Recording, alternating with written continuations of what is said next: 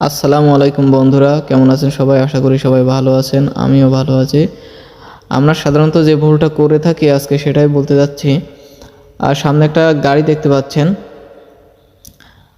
তো এই লরিটা ডান দিকে সিগন্যাল দিচ্ছে। তো বুঝতে হবে সামনে থেকে কোনো বড় গাড়ি আসতেছে, অথবা যদি সেটা না হয় তাহলে বুঝতে হবে গাড়িটা ডান দিকে চাপ দিবে, এজন্য গাড়িটা ডাইনে সিগন্যাল দিচ্ছে।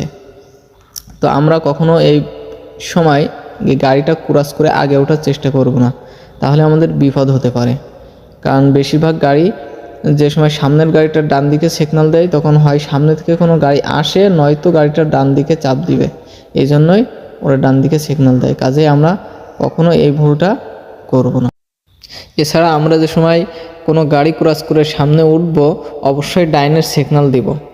তার কারণ তাহলে পিছনে কোনো গাড়ি যদি থাকে সে বুঝতে পারবে যে আমি ডান দিকে যাব বা কোনো গাড়ি ক্রস করে আগে উঠব, তাহলে আমরা দুর্ঘটনা থেকে বেঁচে যাব।